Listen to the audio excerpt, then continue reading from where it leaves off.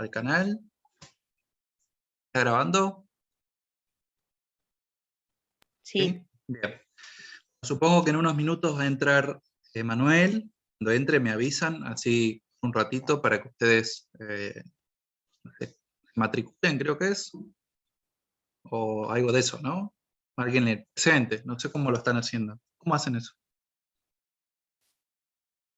¿Completan algo? Completamos una planilla con nombre y apellido y se manda y ahí nos toman la asistencia. Ah, bien, bien, bien, perfecto. Bueno, bien, les comento. Les hice un PowerPoint, ¿sí? Bastante cortito, donde vamos a ver la clase, o sea, sería clase anterior y la clase actual que tenemos. A ver, a ver, a ver. Acá estoy.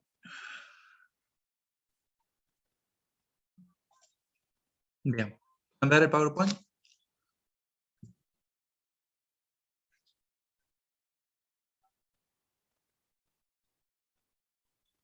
¿Pueden ver el PowerPoint? Sí, Sí, profe. profe. Sí, profe. Bien.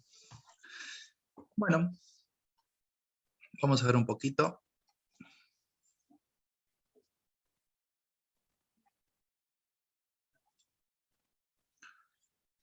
Bien, estos son los temas que vamos a tratar en la clase de hoy, ¿sí? Definiciones de lo que es trabajo, evolución del trabajo. Vamos a debatir un poquito sobre este tema de el trabajo y las tecnologías.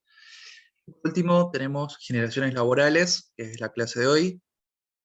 Y también explico lo que es la infografía, ¿no? Cómo tienen que hacerlo, ¿sí? La última actividad que tienen que realizar, que es hasta el día 30. Eso.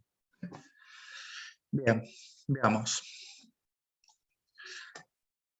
Ustedes, esto es clase de la semana pasada, ¿sí? Recuerden que cada 2 semanas tenemos videoconferencias. Esa clase se basa en lo que es trabajo, evolución de trabajo, y obviamente para hablar de la evolución del trabajo tenemos que saber qué es un trabajo, qué es un empleo, ¿sí? Entonces, hay un autor que es un texto que es hojitas o 4 hojitas, Julio Armando Grisolía, que es un abogado, es juez en la Cámara de Trabajo, si no mal recuerdo, es el autor que estamos trabajando. Armando Grisolía lo que hace es, en primer lugar, definir lo que es el trabajo, ¿sí? Y menciona que trabajo es cualquier actividad que implique un esfuerzo físico y o intelectual. ¿Qué es físico? ¿Por qué es ser intelectual? Hace referencia a que físico tiene un desgaste en nuestro cuerpo, ¿sí? Por ejemplo, el trabajo que hace un albañil, el trabajo que hace, no sé, una persona que trabaja en el campo, ¿sí? La persona, cuando son, digamos, tareas por ahí repetitivas, ¿no? Que más que nada es cuestiones de coordinación, cuestiones kinésicas, la persona puede realizar ese trabajo y obviamente cuando llega a su casa a descansar va a sentir el cuerpo cansado, ¿sí? Hay otros trabajadores que su esfuerzo está basado en cuestiones, digamos, mentales, procesos mentales. Por ejemplo, escritores, músicos, por ejemplo, los docentes, filósofos, ¿no? Que más que nada trabajamos con nuestro cerebro. ¿Cuál sería la diferencia de que yo estoy, por ejemplo, sentado acá en mi mesa con la compu y no estoy haciendo ningún esfuerzo, ¿no? Al contrario, tengo un trabajo sedentario, pero la noche, por ejemplo, cuando tengo que descansar, no puedo, por ejemplo, leer, porque por más que haga el intento, mi cerebro no funciona. Quedo ahí, digamos, atascado. Y se debe al Profe, cansancio. puede ser que uno se canse más mental que físicamente. No sabría decir, no sé si habrá parámetros para eso. No sé si habrá algún estudio científico que establezca cuál de los dos cansa más. No sabría decirte. no lo sé. Porque a veces como cuando uno usa, base por mi experiencia por ahí, uno como que termina su jornada laboral y cuando, o sea, usa mucho por ahí la cabeza, termina re cansado como si hubiese, no sé, descargado un camión, un ejemplo. Sí, tal cual. A mí me pasa. Eh, por eso es importante por ahí hacer otras actividades, ¿no? Por ejemplo, salir a caminar.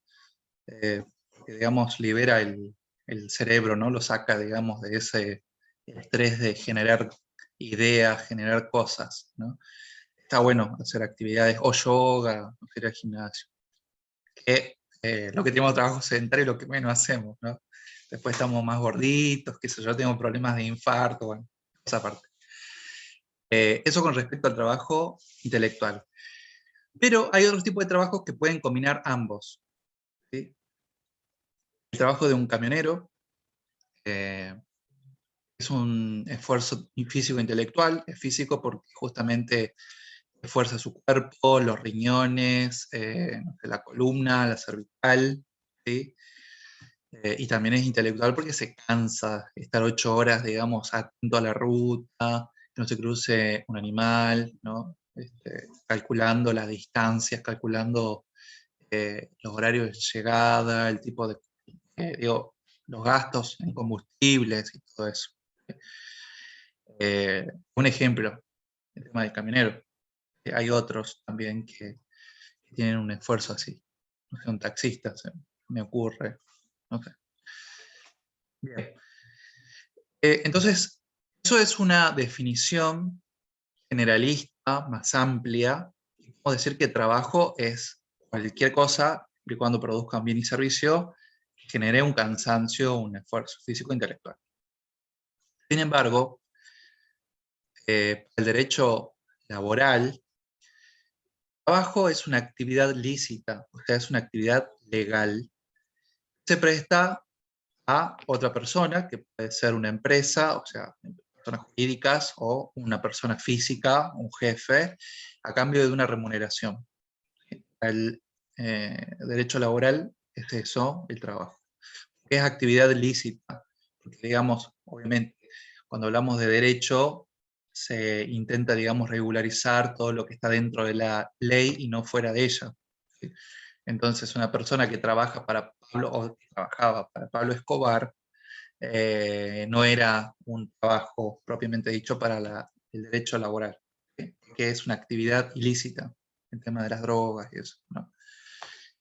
En pocas palabras, la definición que nos da el derecho laboral es la definición de empleo, ¿sí? Porque está la palabra remuneración, es decir, cuando un trabajo está remunerado, tiene un sueldo, es un empleo. Acá surge la pregunta y el debate para ver si, por ejemplo, un estudiante es un trabajador, para ver si una ama de casa es trabajadora, ¿sí? En efecto, son trabajadores, que justamente generan un esfuerzo físico o intelectual. Pero no es un empleo. Un empleo requiere depender de otro, tener cierta dependencia y que paguen en dinero, ¿sí? De ese trabajo que vos estás haciendo. ¿Vamos bien? ¿Se entiende eso? Sí, Bien. Eso con respecto al trabajo. Y también hay clasificaciones de trabajos, de varias. Nosotros nos vamos a cerrar, digamos, en lo que es derecho laboral. En Argentina existen varios tipos de trabajo. Está, por ejemplo, el trabajo familiar, donde no existe una contraprestación en dinero, no es necesaria, pero sí hay una contraprestación de aprendizaje y de colaboración.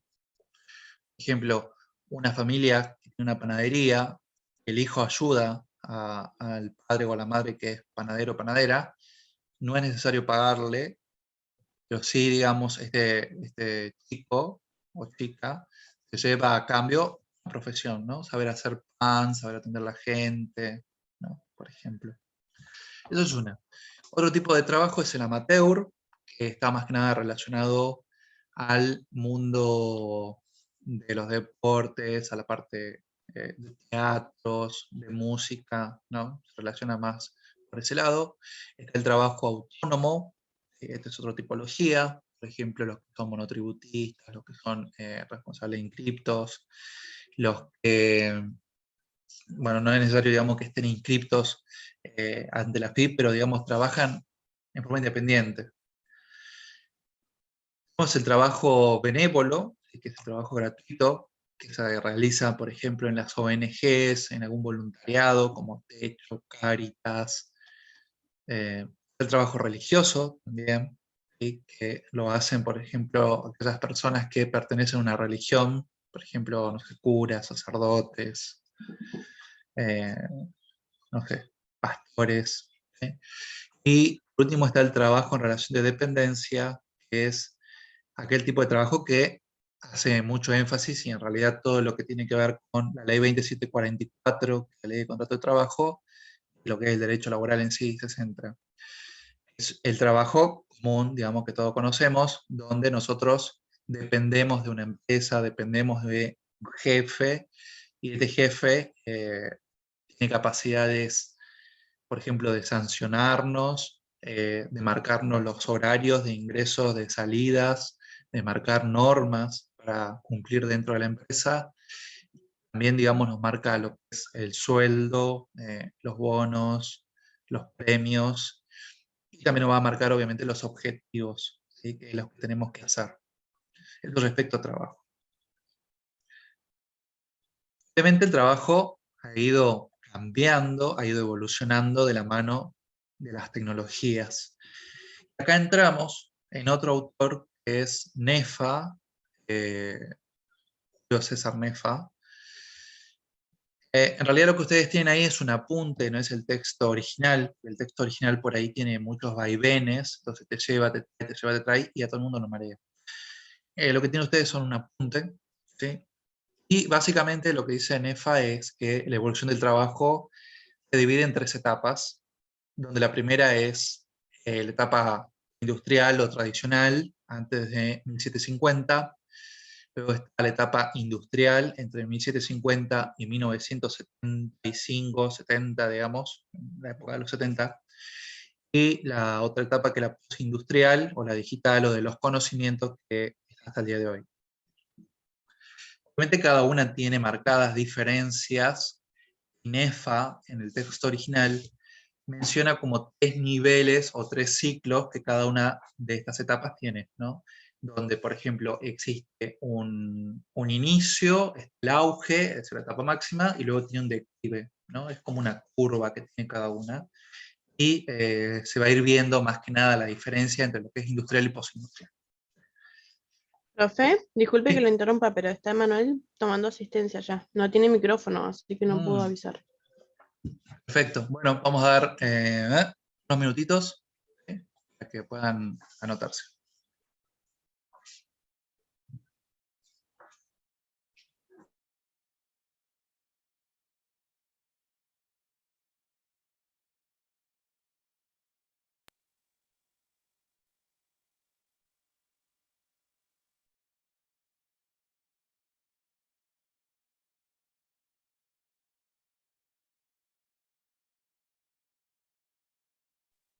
Profe, ¿queda algún parcial más en lo que va de la cursada?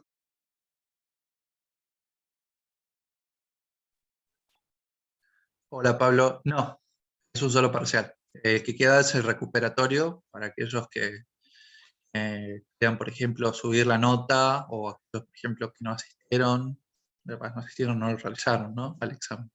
Es el recuperatorio nada más. Profe, una Perfecto. consulta. Sí. Usted dijo al principio que íbamos a tener un tipo final con bolillas. ¿Eso sigue siendo así o ya no? Sí, es una promoción semidirecta, se llama así. Aquellos que cumplen con una condición, creo que es nota igual o mayor a 8, y en lo que es trabajos tienen que tener, no mal recuerdo, ¿no? Un 80%, el target es del 80%. Están en condición de semi-promocionales, ustedes eligen 3 bolillas, las que ustedes quieren, digamos, del programa, y a la hora del final hablan de eso, nada más. Aquellos que son regulares obviamente tienen que dar todo el programa. ¿Y Gracias. ese final cuándo sería? ¿Cómo? Digo que ese final, ¿cuándo sería? En agosto no son los finales. Etapa final. Ok. Sí. No sé si los finales son online, si son en la sede de la UTN, no lo sé. Hace un momento hablé con Gustavo, que es el coordinador, y me olvidé de preguntarle sobre dónde van a ser los finales. Calculo que van a ser en la sede porque hace un tiempito, serán semanas ahí, me hablaron para tomar finales en la sede. Eso. Calculo que es presencial. Las notas, la semana que viene, cuando ustedes terminen la infografía, que es la última tarea que tienen, vamos a corregir todo, hacer un proceso, digamos, de fórmulas en Excel, y bueno, y ahí ya tendrán sus notas preliminares. En julio, a partir de, creo que es 1 o 5, creo que empieza la semana, los primeros días de julio, es el periodo de compensación. Ustedes van a poder compensar los trabajos que faltan, ¿no? Profe, y una consulta más. ¿Esas bolillas nosotros las vamos a elegir antes de ir a rendir ese final? ¿O usted la va a elegir? No, buena pregunta. Si ustedes están en condición de promoción semidirecta, ustedes eligen la bolilla. Cuando van, me hablan de esas bolillas que eligieron. Ok, o sea, nosotros elegimos, no sé, Profe, al de una y y es vamos y con, hablamos de eso. Ok, Así es. Pablo. gracias. profe, ¿y es con una presentación en Power presencial o directamente vamos y hablamos? No, a ver, vamos como supuesto de que va a ser presencial. En ese caso, van y hablan, nada más. Ustedes van a estar, supongo que ante mí y ante otros docentes más, yo les diré, bueno, estás en promoción, ¿qué bolillas preparaste? Y ustedes me dirán, no sé, preparé barrera de la comunicación. Y empiezan a hablar. Yo no les pregunto nada. Ustedes hablan, hablan, hablan, y si veo que falta, les digo, ¿y qué te parece, no sé, qué son las barreras físicas? Por ejemplo. Listo. ¿Era No, un tema que tenemos que elegir o tres? Es. Tres. Ah, ok. Está la planificación, la subí la clase pasada. También está en la clase número 1, ¿sí? Está ahí en ambas. En realidad ahí está bien especificado, ¿sí? Pero son 3. No mal recuerdo. Por lo general suelo, digamos, tener el mismo criterio para todas las instituciones. Por eso digo, si no mal recuerdo, porque a otra institución hago lo mismo. ¿Más preguntas? Me dio gracia porque ya estaba esperando estas preguntas. Bueno, ¿se inscribieron todo al formulario? Así seguimos. seguimos. Perfecto. Sigamos. ¿Se ve? Sí. Bien. Sí, sí. Le decía que NEFA hace una clasificación de estas, cómo el trabajo ha ido evolucionando, obviamente de la mano de las tendencias tecnológicas y otros aspectos. Y el primero de ellos que menciona es el trabajo industrial o tradicional, que es antes de la implementación de las industrias, antes de la implementación de las máquinas a vapor. En 1750, más o menos, se da en Inglaterra la revolución industrial y justamente se da con las máquinas a vapor. Por lo tanto, la etapa industrial, etapa preindustrial es antes a esto. Más que nada está relacionada al trabajo de campo, a los oficios, a la parte de cultivo, a la parte, por ejemplo, agrícola, ¿no? Tiene que ver más que nada con el uso de herramientas y no de máquinas. Por ejemplo, en la imagen vemos que están usando picos, ¿no? Luego, como les decía, a partir de 1750 hasta 1970 se da la etapa industrial que involucra máquinas de por medio. También está la noción de una fábrica, que antes no se da, Y la fábrica es aquel lugar donde están las máquinas, y donde están, al menos en esta etapa, dos tipos de sujetos o dos tipos de trabajadores, los de cuello blanco y los de cuello azul. Los de cuello blanco eran aquellos que usaban camisas, estaban en la parte de la administración, y los de cuello azules eran aquellos que usaban los mamelucos y estaban en la parte de la producción, eran obreros. ¿Sí? Esa es la primera diferencia, y es importante remarcar que en esta etapa solamente existe esa clasificación de trabajadores. Veremos más adelante que en la postindustrial existen muchas. ¿Sí? En la etapa industrial, en la 2, aparte de esta clasificación que les dije de tipos de trabajadores, existe el trabajo en serie, el trabajo en la línea de montaje, las fábricas grandes. Es una característica, las fábricas son muy grandes porque producen y fabrican todo ahí. Entonces, si Ford, por ejemplo, quería fabricar un Ford T, un auto, no sé si es auto, camioneta, bueno, digamos auto, a producir en esa misma planta los neumáticos, el acero, los tornillos, los vidrios, producía todo. ¿Sí? Vamos a ver después que en la etapa que sigue no es así. También es una característica de esta etapa industrial que se produzca con la mentalidad de que el combustible es barato. Entonces en esta época los autos van a ser como tres grandes que consumen mucho combustible, las heladeras o diferentes electrodomésticos van a ser grandes, que consumen por ejemplo mucha electricidad, obviamente la electricidad se fabrica en esa época, y de hoy también, con petróleo. Entonces todo está pensado en la durabilidad, si se quiere decir, del petróleo. Entonces, por eso es que las cosas de antaño duraban tanto, a diferencia con las cosas que nos venden hoy, ¿no? Entonces, no sé, mi abuela tiene una heladera Siam, no sé qué año, que nunca la llevó a arreglar y sigue andando, por ejemplo, ¿no? O juguetes que tenían chicos de hace varios años, que hasta el día de hoy existen y sirven porque son de otra calidad. ¿Sí? La calidad acá tiene que ver, digamos, con otros aspectos diferentes a lo que hoy en día es calidad, obviamente.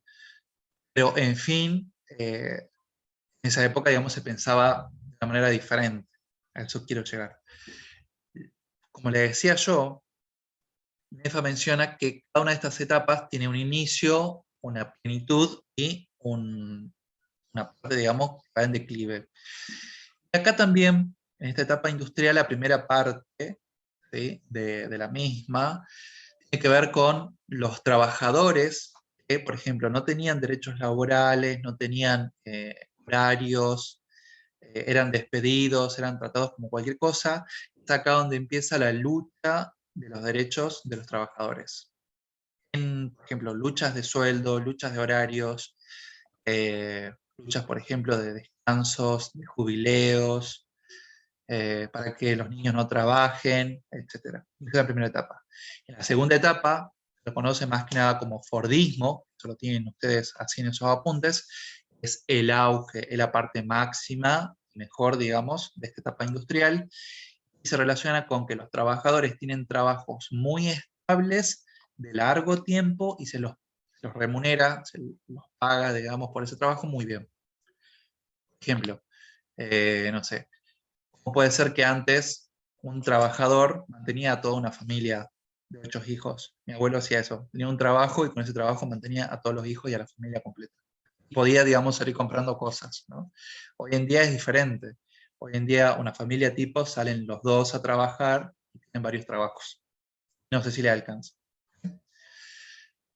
Digamos, comparándolo con la gente de antes, ¿no?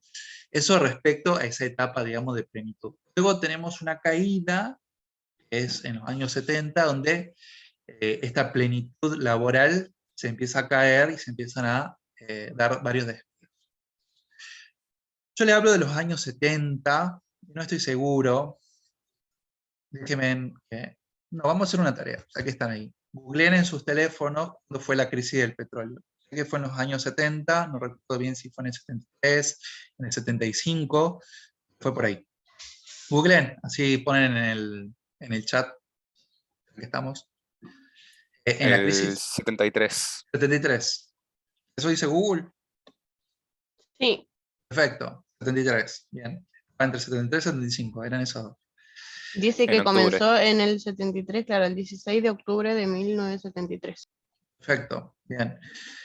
Bueno, en el 73 empieza la crisis del petróleo, que es los países árabes, ¿sí?, que vendían petróleo barato a los Estados Unidos, deciden dejar de vender.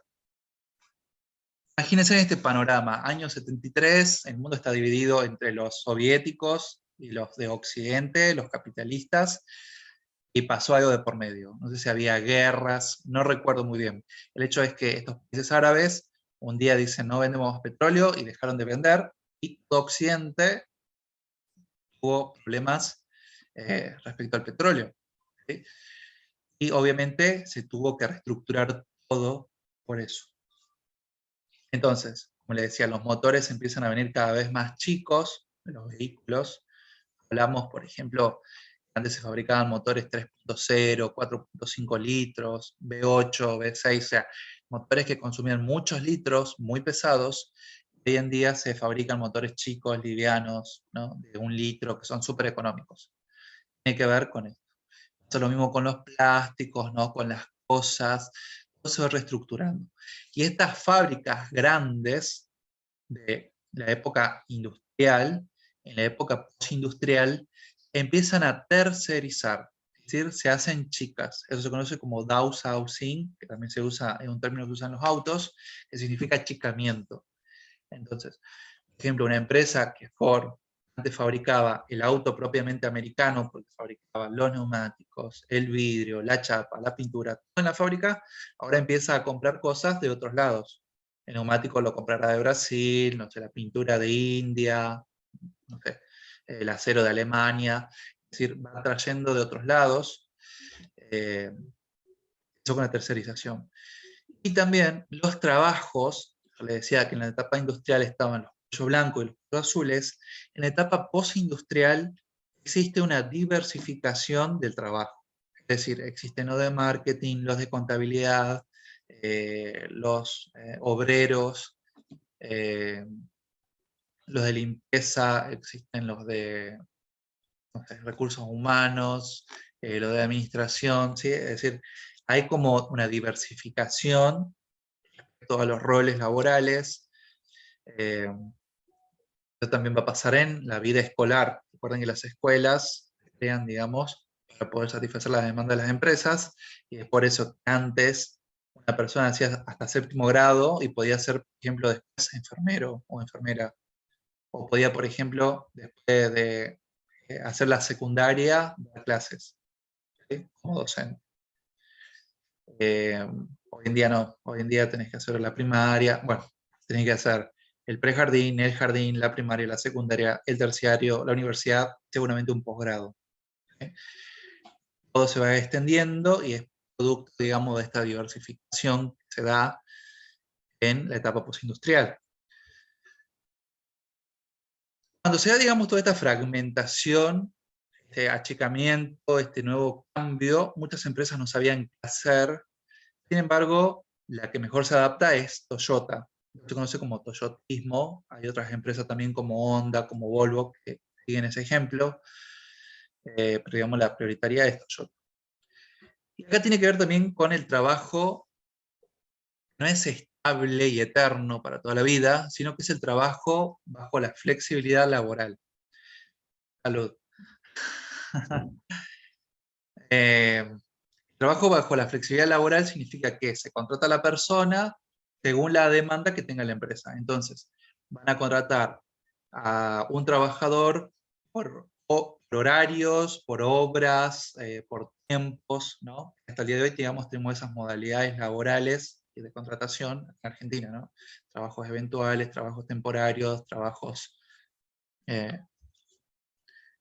digamos, trabajos, digamos, que son no tiene una continuidad estable, son de corta duración.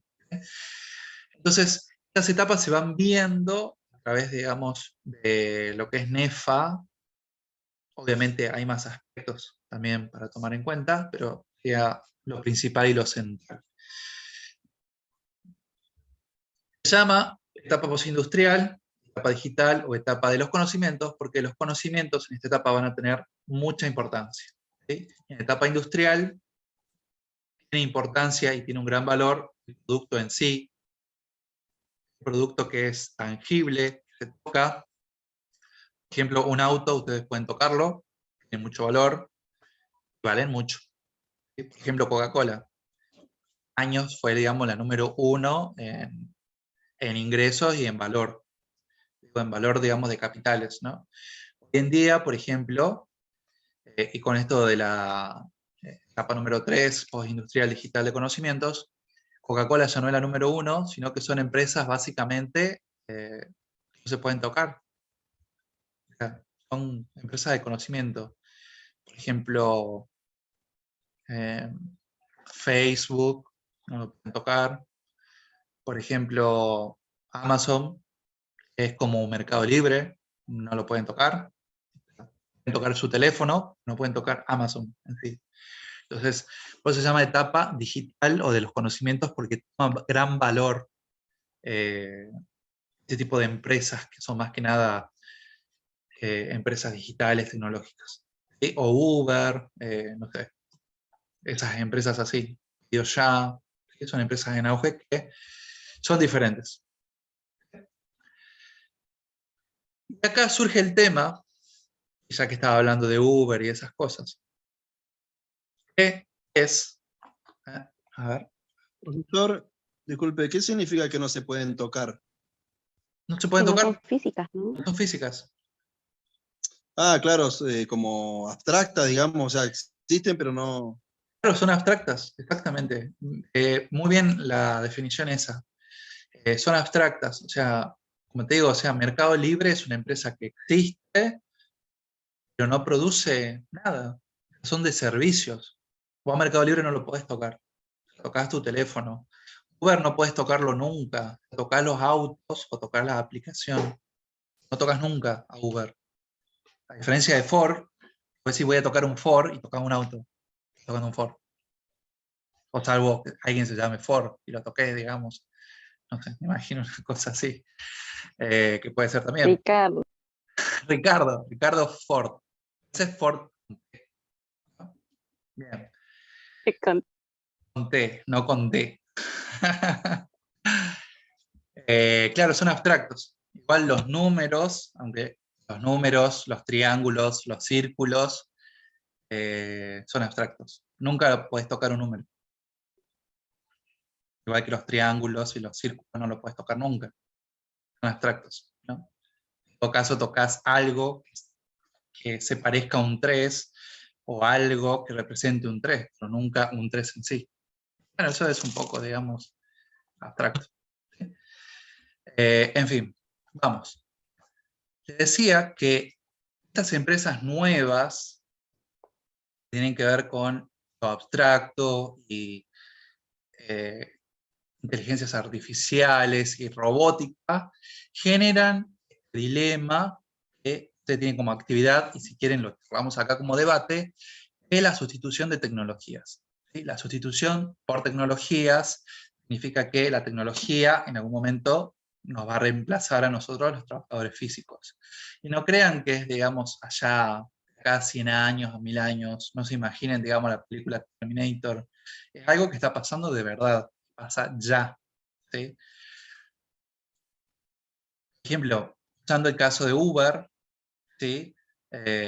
Uber está reemplazando los taxistas. ¿Sí? Si bien existen personas que manejan, acá en Argentina, en Estados Unidos hay Uber de Tesla, que se manejan solos, por ejemplo.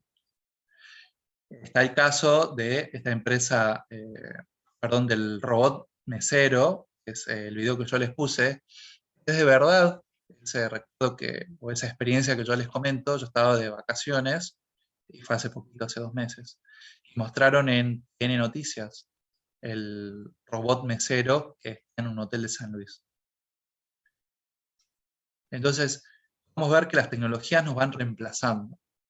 Incluso, digamos, los docentes nos reemplazan. Hay cursos que se hacen a través de Moodle, la plataforma que usa la UTN, el INSET, la Católica, entre otras, que son autodirigidos. O sea, no hace falta que el docente esté. No hace falta la existencia de un docente. Entonces, fíjense cómo las tecnologías, digamos, nos van a nosotros reemplazando. Ahora el tema es, ¿qué hacemos con esas personas que son despedidas o que van a ser despedidas? ¿Qué hacemos con ellos? Es la misma pregunta que hizo en la actividad, ¿no? Como La misma, debate. exactamente. Es para abrir justamente el debate. Es un debate Claro. abierto. O sea, yo tampoco tengo las respuestas. ¿Qué piensan claro, ustedes? sí, en mi caso yo puse como que a las personas que por ahí se ven reemplazadas, es como que adquieran conocimientos o traten de realizar mantenimientos a esas máquinas Ujú, o cosas así, ¿viste? ujú. Con la película de Willy Wonka, ¿no? Que el padre del nene, no recuerdo el nombre, lo despiden y después, bueno, él termina arreglando la máquina. Bien. ¿Quién estaba hablando? No, profe, espere, me voy a alejar de televisores autónomos.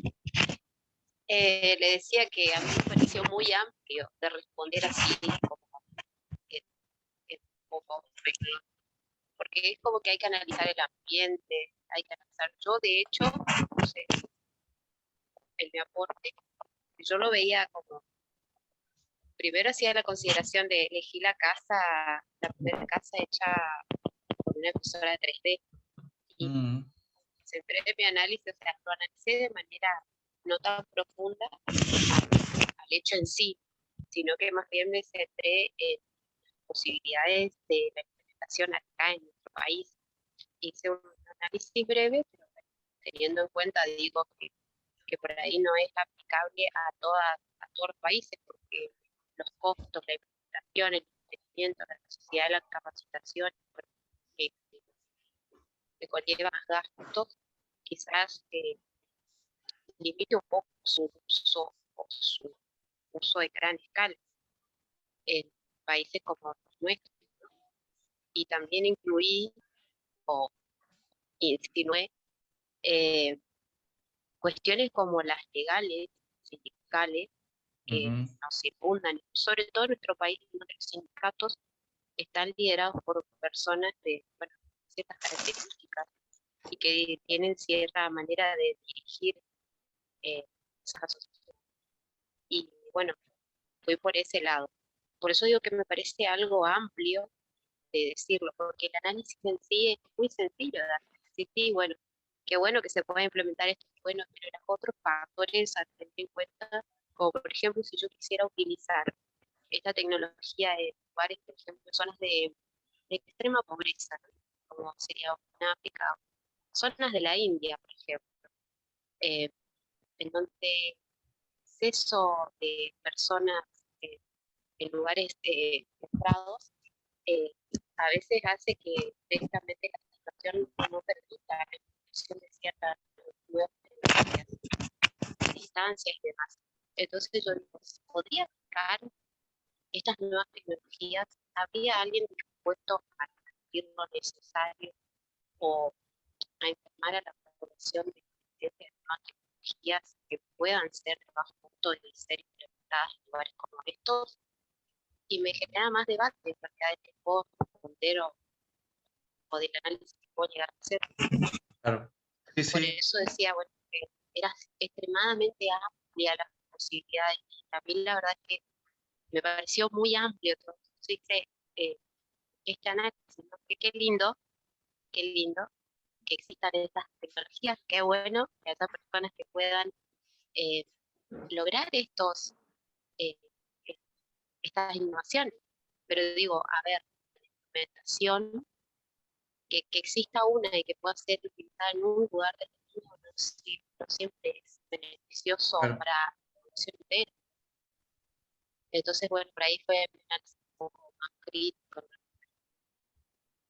Sí, sí, entiendo perfectamente. Ahí tal vez nos imaginamos, no sé, una tecnología, un robot, ¿no? Y justamente era, vamos a asociarlo al robot, este mesero o mozo, y como dice Silvia, ¿no? En un lugar, no sé, súper alejado de todo, aplicar un robot como un mozo, un mesero. Y sí, es un poco raro, ridículo y tiene que tener mucha inversión. O sea, esa empresa o ese restaurante tendría que tener mucho dinero para poder comprar y mantener ese robot a través del tiempo. Es verdad. Sin embargo, no es necesario, digamos, que sea una implementación así. Por ejemplo, yo quiero ir a, no sé, a algún restaurante a comer, no pido la carta, agarro el teléfono y escaneo un QR y me aparece la carta. Eso genera también una pérdida de empleo para las imprentas, etcétera, etcétera. Obviamente tiene, digamos, cosas buenas, como por ejemplo evitar la tala indiscriminada de árboles, el reciclaje, ¿no? Toda una cuestión verde. Pero sí es verdad que nos genera una pérdida. Pasa lo mismo con el tema de los fotógrafos, que yo les puse creo de ejemplo. Cuando yo era chico, me acuerdo que habían varios fotógrafos en la escuela y sacaban fotos y después llevaban la foto y te cobraban, no sé, 5 pesos en esa época que estábamos en el 1-1. Quiero por tirar el dinero, pero hoy en día no sé cuántos fotógrafos hay en la escuela. ¿Alguien tiene hijos chiquitos en escuelas? ¿Hay fotógrafos? ¿Cuántos fotógrafos hay? Debe haber. Ay, pero uno o dos como mucho. No, 2 como mucho. Generalmente hay que algunos- contratarlos. Hay que contratarlos, claro. Por lo general, digamos, a estos fotógrafos que quedan se han perfeccionado de una manera tal que cuando te saca una foto, vos decís, wow, qué hermosa foto, ¿no? A diferencia de la que vos sacás con el celular. Tenés que pagar mucho. Hay fotos que son hermosas que sacan. Y creo que ahí está la Y solución. las máquinas, las máquinas que tienen ahora funcionan un acto de jugar, y era una máquina más Escucho muy excelente que la cortado, otra. Silvia. Escucho muy cortado, no te escucho. Que digo que en el caso de las máquinas fotográficas también son impresionantes las que tienen ahora. Una Claro, más linda que la otra. exactamente. Y tienen muchos, no sé cómo se llaman los cositos. Lentes, Lentes, zoom. lentes, claro, tiene muchos lentes, exactamente. Tiene muchísimos lentes, ¿no? Y bueno, y la capacidad de zoom, nitidez, y bueno, entre otras cosas. Así que bueno, muy bien, digamos, justamente esto es una cuestión de debate, y cuando es debate, digamos, hay muchos aspectos para mencionar, para tener en cuenta.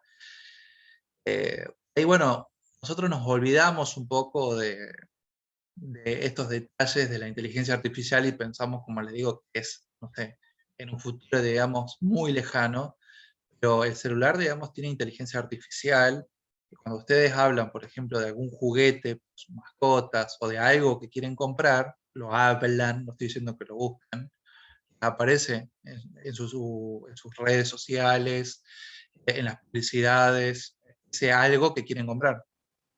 Y fíjense en que no es que estemos, no sé, en Nueva York, o sea, están en Gallegos. Y les puedo asegurar que gente que está, no sé, en ciudades más pequeñas, les pasa exactamente lo mismo. ¿Sí? Entonces no es algo que está muy lejano, sino es algo que está acá. ¿Sí? Hay incluso, no sé si ustedes sabían, bueno, capaz que en un futuro, cuando hagan sus tesis, hay aplicaciones que el docente sube el archivo PDF y esa aplicación te dice si hizo plagio, por ejemplo. Si se copió con otro compañero, si se copió, por ejemplo, de una bibliografía, si no la citó correctamente. O sea, estamos tan avanzados. ¿Sí? Bueno, es justamente un tema de debate. ¿Vamos? Sí, ahora hay aplicaciones para todo, profe. Por Sí, ahí sí, sí. tenés un ejercicio y una aplicación te lo resuelves sola. El año pasado, unos alumnos me dijeron, ¿usted conoce la aplicación? No me acuerdo el nombre. Digo, no, ¿de qué es? No, es una aplicación que le saca una foto al problema que te da la profe de matemática y te lo resuelve. Sí, tal cual, Y tal yo cual. quedé, claro, yo quedé tan choqueado porque siempre fui duro para las matemáticas y es impresionante, es impresionante. Con una foto te lo resuelvo. Sí, después hay otra aplicación que le sacas una foto a algo y te lo transforma en PDF. Es una aplicación de celular, ponele. Sí, Esa es sí, re útil igual, por ahí cuando piden cosas así. sí, es verdad. Así que bueno, tienen que hacer trampa en matemáticas, no lo escucharon de mí, por las dudas. Ya tuvimos igual, profe, ¿eh? ¿Lo tuvieron? Sí, Bueno, ya tuvimos. bien. Vamos a la clase de hoy, ¿sí? Generaciones laborales. Estamos hablando un poquito esto del uso de la matemática y todo eso. Yo no sabía una palabra, tenía un maestro que se llamaba Maestro Pascual que nos decía, usen el mataburro. Mataburro era el diccionario. Tenías que agarrar el diccionario y no sé cuántos minutos estaba buscando una palabra, 5 minutos. Hoy en día les pregunté cuándo fue el petróleo y me lo sacaron, no sé. ¿Cuándo lo hicieron? Menos de un minuto. Me dieron esa información, ¿no? Ah, sí, en Google, sí. Sí, en Google. Y hoy en día Profe, perdón, yo iba a dar el claro ejemplo de mi nene, tiene 11 años y no sabe usar un diccionario. ¿cómo? Tiene 11 Todo es Google años y y no saben buscar en diccionario. sabe buscar en diccionario. Exactamente. Se Bien, perdió todo eso. Antes se usaba más, pero ahora ya no. O en claro. una enciclopedia tampoco, Ujú, no usan enciclopedia. claro. Sí, exactamente. A mí me pasó dando clases en un secundario que me preguntaron, profe, ¿qué significa el eje busca en un diccionario? Me quedaron mirando. Me dijeron, profe, lo googleamos. ¡Qué guau! Bueno, háganlo. En serio, sorprende mucho. Sorprende mucho. Es lo que somos, digamos, un poquito más viejitos. Los chicos tienen tantas tecnologías que manejan muy bien, que te sorprenden y bueno, uno aprende de esas cosas. Bien, justamente de eso es la clase de hoy, ¿sí? Las generaciones laborales. Las generaciones laborales es un libro y un texto de Paula Molinari, una socióloga, si no me recuerdo, de Paula. Habla de generaciones laborales, ¿sí? En primer lugar, que es una generación, va a ser un conjunto de personas, de muchas personas, que tienen rasgos en común. Cuando hablamos de rasgos en común, hablamos de rasgos culturales, rasgos, por ejemplo, de una etapa de tecnología en particular, de una etapa, por ejemplo, de música en particular, de sonido en particular, de una visión particular, ¿no? Ciertas edades particulares. Molinari menciona 4 generaciones laborales. Están los tradicionalistas, los baby boomers, generación X y generación Y.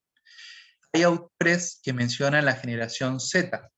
La generación Z son los llamados centennials, la generación Y son los llamados millennials, que somos la mayoría que estamos acá.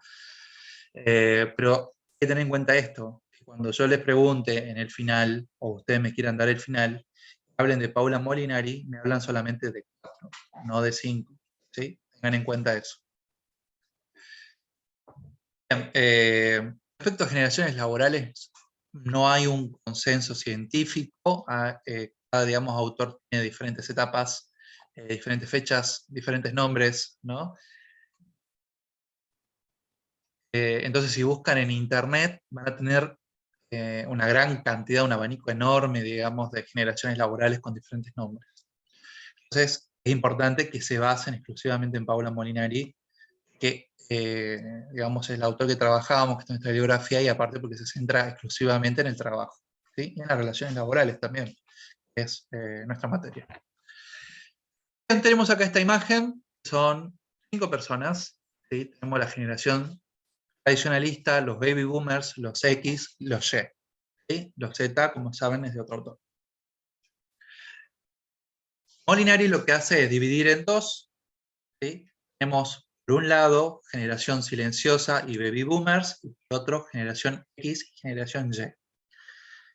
Lo que divide a una y a otra, justamente la crisis del petróleo del año 73. ¿Sí? Tengan en cuenta eso. Entonces, vamos a ver que la generación Y y la generación tradicionalista son muy alejadas una de las otras, y la generación baby boomer y la generación X son como muy juntitas, casi, digamos, ¿sí? Como que no tienen casi, están muy emparentadas. Cada generación tiene sus características, obviamente hay críticas a estas teorías, ¿no? Si se quiere llamar teoría, que obviamente, digamos, depende o están centradas en países occidentales, capitalistas y, por lo general, digamos, centrales, no tanto de la periferia como somos nosotros, y estas generaciones laborales van a depender de condiciones económicas, sociales, culturales, o sea, no es una teoría en sí. ¿Se entiende por ahí? Yo digo, no hay un consenso. Pero en términos generales, existen estas generaciones, por ahí la generación tradicional no existe tanto porque la mayoría ya se jubiló, se murió, la realidad. Pero sí existe, digamos, hoy en día en las empresas los baby boomers, los X y los Y. ¿Por qué es importante conocer las generaciones laborales? Cada generación tiene una motivación diferente, cada generación tiene, por ejemplo, formas diferentes de responsabilidad, de compromiso, de pensamiento del mañana, de respeto, ¿sí? Por ejemplo, un ejemplo así sencillo les doy: los tradicionalistas respetaban lo que decía el jefe, sea lo que diga el jefe, hay que respetarlos. Las generaciones millennials, más que sea jefe, no lo respetan. Al contrario, si ese jefe respeta, ellos respetan. ¿Sí?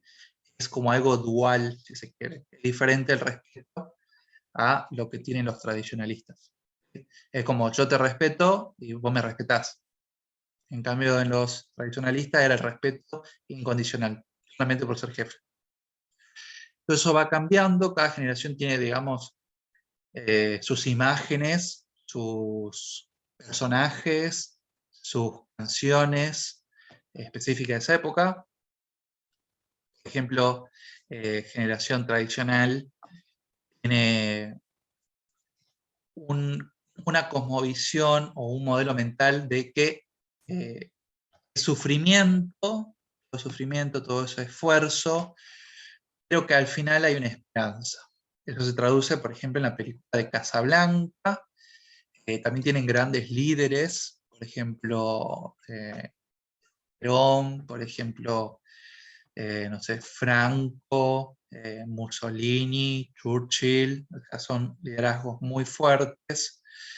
Los baby boomers, por el contrario, como están en esa etapa que yo les decía recién, industrial de plenitud, se sienten con mucha fuerza, con mucho poder, se sienten superhombres.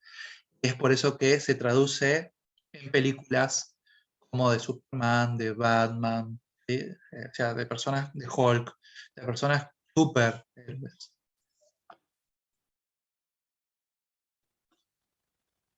Luego tenemos la X, que acá está ese quiebre en lo que es la crisis del petróleo, y para ellos no existe el bueno, o sea, todo tiene una doble cara. Entonces está, por ejemplo, Bill Clinton, que es un ídolo que ellos tenían, tenía esa doble cara, era bueno y a la vez era malo. Clinton, por ejemplo, era buen presidente, pero tenía amantes. ¿Sí? Está Michael Jackson, excelente cantante, pero tenía problemas con los menores. Está Maradona, excelente futbolista, pero problemas con las drogas. Entonces era como dual. ¿Sí? Y la generación Y es más contemporánea nuestra. Respecto a los años, bien sé de lo que dice Molinari. ¿Sí? Como les digo, si buscan en internet van a tener un abanico enorme. En pocas palabras, desde los años 85, si mal recuerdo, hasta el día de hoy somos todos millennials. Una característica de los millennials es que son autónomos, buscan, por ejemplo, diversificarse, son como una computadora, ¿no? Como multifacéticos, creo que la palabra, aunque en Windows uno puede hacer varias cosas a la vez. Los Y hacen muchas cosas a la vez. Por eso los Y pueden ser padres, pueden ser madres, pueden trabajar, pueden, no sé, emprender, pueden hacer gimnasio, pueden, o sea, todo a la vez. Hay gente, digamos, que en un día hace muchísimas cosas, ¿no? Entonces puede tener eso, de hacer muchas cosas a la vez. Obviamente la generación Y, amante de la tecnología, de la última tecnología, porque los tradicionales también tuvieron tecnologías, ¿no? Hay un video interesante, ya le voy a pasar en el grupo. Buscan gente mayor de edad y les da un celular o una tablet, no saben qué hacer, y le dan a los chicos chiquitos de 8 o 10 años un teléfono, ¿cómo se llamaba? Esos que tenían, tú metías el dedo y giraba, bueno, ¿recuerdan? No sé si se acuerdan, pero había unos teléfonos que vos metías un dedo y arrastrabas el dedo como en un círculo. ¿Alguien sabe cómo se llama? Que usaban el ferrocarril, no recuerdo. Años, ¿no? No sé qué año eran, muy viejos. Bueno, y los chicos no saben usarlo, no saben marcar. Entonces, ven Ah, cada... sí, ya sé cuál dice. No, no le entendía. Sí. No les- Los teléfonos antiguos, claro, que es como que hay que girarlo para que marque un número y así con cada dígito. claro, metías el dedo en un agujerito y girabas la rueda Sí, hasta un tope, digamos, y ahí ibas marcando, ¿no? sí, teléfonos antiguos. Teléfonos re antiguos, claro, sí, sí. Es más, Entonces, creo que ya en las casas ni fijo tienen. Es ¿cómo? verdad, no. Que las casas, ahora somos pocas las casas que tenemos fijos, ¿Cómo? teléfono fijo. Tal cual, cada vez hay menos teléfonos fijos. Sí, es así. Entonces, a lo que voy es que cada una de estas generaciones tienen cosas específicas, tecnologías específicas y también formas de trabajar específicas, ¿sí? Si nosotros metemos en en la misma oficina, por ejemplo, un baby boomer, que son una generación que actualmente está activa, y un millennial o una generación Y, seguramente el Y va a estar con el teléfono y el baby boomer se va a molestar. Si no estás trabajando, capaz que está trabajando, capaz que está, no sé, enviando mails, capaz que está, no sé, usando alguna aplicación para el trabajo, ¿no? Y para eso ustedes. Seguramente pasa eso. Sí, sí. Es más, yo había citado en uno de sus trabajos de foro que dio una película de Pasante de Moda, se llama, donde trabaja De Niro Robert De Niro con con Anna Annie. Hathaway. Sí, Exacto, es muy buena esa película. sí, sí, sí. Bueno, él es un baby boomer, creo que es, si no Sí, mal exacto. recuerdo. Sí, sí. Y se Sí. acopla a la vida moderna en una empresa que es de modo Bien, virtual, de ropa. excelente, excelente ejemplo, tal cual, sí, sí, sí, sí. Muy Bueno, recomendada, está buena. buena, sí, sí. ¿Vieron? Bueno, o sea, trayendo eso acá a Argentina, cuando Mirta Legrand, Mirta Legrand tiene sus años, cuando Mirta Legrand hace entrevistas a chicos jóvenes, ella también se sorprende de las cosas, porque justamente ella es súper tradicional, ¿no? Tiene la vida allá. Y eso se marca mucho en la cosmovisión, de cómo ella ve la vida, cómo ella ve, digamos, el entorno, y se enfrenta a chicos jóvenes que tienen otras características, ¿no? ¿Vieron alguna vez entrevistas? Si habrán visto, si tienen cuántos años en la tele, Mirta. Sí, obvio, en algún momento de nuestras vidas la hemos visto. Sí, en algún momento la vieron. Exactamente. No sé si la seguirán viendo, o capaz que no. No sé, dicen que es eterna. No sé. Creo que Bien. tiene como 96 años ya, algo así. Sí, sí, sí. Se En compró muchos la años. inmortalidad. Sí, sí, sí. Su primer mascota dicen que era un dinosaurio. Bueno, ¿cuál palito? No es palito. ¿Cómo se llama el que...? Ay, estoy retrabado. El que hacía... El que preguntaba de la sal. ¿Cómo se llama? Carlito Balá. Carlito Balá. Ahí está. Tengo a mi padre al lado, me está ayudando. Carlito Balá es más grande. 98, creo. Es más grande, ¿no? Pero bueno, digamos, en años de trayectoria, creo que Mirta es tiene más años de trayectoria que Carlitos Balá. Bueno, en fin. Última actividad. última actividad. No existen más actividades. Esta es la última. ¿Sí? Tienen que hacer una infografía. ¿Qué es una infografía? Es un documento, es un texto con muchos gráficos, con colores, ¿sí? Sobre lo que es generaciones laborales. Lo hacen en grupo. Recuerden, todos lo suben al campus. Por favor, que la infografía tenga número de grupo y nombre de los integrantes. Lo que ven en pantalla son ejemplos de infografías. Por ejemplo, acá hay 1, 2, 3, 4 infografías diferentes. Infografías es solamente una hoja y pueden usar cualquier aplicación que a ustedes les parezca más fácil hacer una infografía. Pueden usar Canva, que está muy buena porque pueden trabajar en forma colaborativa, así como en el Drive. Pueden usar Publisher, PowerPoint, no sé, el Drawn, creo que Photoshop también tiene una opción de infografía, o pueden hacer infografías en Google, aparecen también otras aplicaciones para poder hacer infografías. ¿Sí? ¿Qué es lo difícil de las infografías?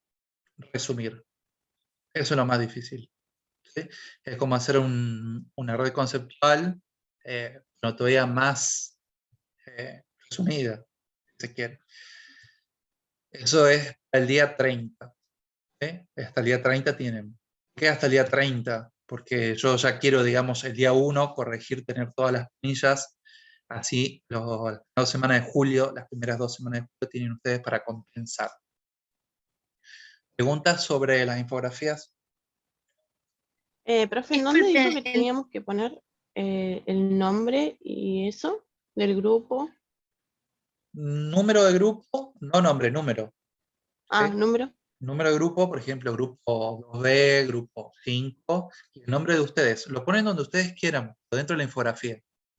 Ah, ahí como ahí abajito en chiquito nuestro nombre. Claro, por ejemplo, si ustedes hacen una similar como la que está a su izquierda, superior izquierda, podrían ponerlo, por ejemplo, arriba, abajo, donde ustedes quieran. Esto ya es cuestión de creatividad. ¿Sí? Obviamente, cuando ustedes suban la infografía al campus, no lo suban en Word, no lo suban directamente, pueden subir la infografía solita en un PDF, pueden subirlo en un JPG, en un PNG, ¿sí? ¿Se entiende? O estoy hablando... Sí, como No, sí, imagen. sí. Ujú. O sea, digo en formatos, ¿no? No es necesario que sea en un Word. ¿Sí? Lo suben como una imagen común. Todos deben subirlo. Más... Es obviamente un trabajo colaborativo. Ustedes se van a repartir, por ejemplo, calculo yo, no sé, ¿no? Uno se reparte diferente los temas, no sé, se van a repartir, resumir, van a ir corrigiendo, después subir todo eso, hacer como un resumen, si se quiere, y ahí elegir las imágenes, los colores, las frases, ¿no? Y como les digo, lo más difícil de hacer una infografía es el resumen en sí. Que quede como acá. Todo minimalista. Chiquito.